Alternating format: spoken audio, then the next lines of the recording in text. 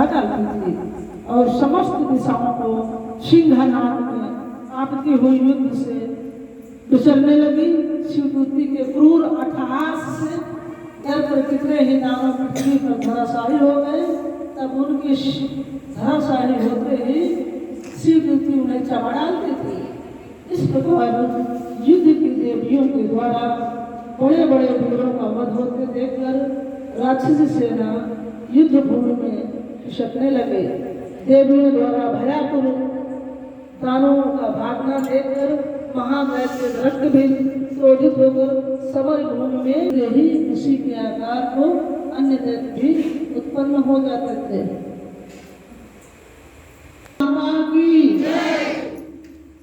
शरीर की नई बूंदे जितनी पृथ्वी पर गिरी उतने ही नए दैत्य पैदा हो गए।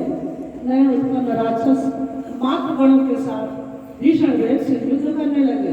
इंद्राणी के वज्र प्रहार से उस राक्षस के मस्तक से खून चूने लगा, जिसके फलस्वरूप सहस्त्रों नए दानव प्रकट हो गए।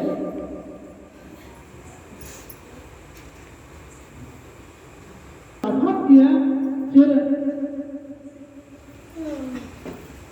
स्वरूप असंख्य राक्षसों की उत्पत्ति हो गई और उनके द्वारा समस्त चराचर विश्व व्याप्त हो गया। कौमारी ने अपनी शक्ति, पार्वती की कड़क और महेश्वरी शक्ति ने अपने त्रिशूल के द्वारा रक्त बीज को आहत कर दिया। तब रक्त बीज अत्यंत कुपित होकर संपूर्ण मात्र शक्तियों पर अपनी गदा के प्रहार से प्रहार करने लगा। शक्ति शूल आदि के द्वारा भी इस प्रकार उन दानवों से उत्पन्न नए दैत्यों के द्वारा समस्त जगत आच्छादित हो गया। इसे देखकर देवगण त्रस्त हो गए। देवताओं को भयातुर देखकर चंडिका ने शीघ्र ही काली से कहा, चामुंडे, तुम अपने मुख का और अधिक विस्तार करो। रक्त बीज से उत्पन्न होने वाले नए असुरों का दुर्गति से भक्षण कर लो। तुम नए राक्षसों का भक्षण करती हुई जड़ भूमि में विचरती रहो। इस तरह जब उसके शरीर का समस्त रक्त कोश समाप्त हो जाएगा तो अनायास ही उसका वध हो सकेगा। जब तुम भीषण दानवों का भक्षण कर डालोगे तो तब नए दैत्यों का उत्पन्न होना बंद हो जाएगा। इतना कहकर चंडिका देवी ने अपने शूल से रक्त बीज पर प्रहार किया। उसके शरीर से रक्त निकलते रहने से चंडिका पर आघात किया, परंतु उनकी गदा से देवी को कोई आघात नहीं पहुंचा। उधर रक्त बीज के घायल शरीर से बहुत अधिक मात्रा में रक्तस्राव हुआ, किंतु उस रक्त के भूमि पर गिरने से पहले चामुंडा ने उस रक्त को अपने मुंह में ले लिया।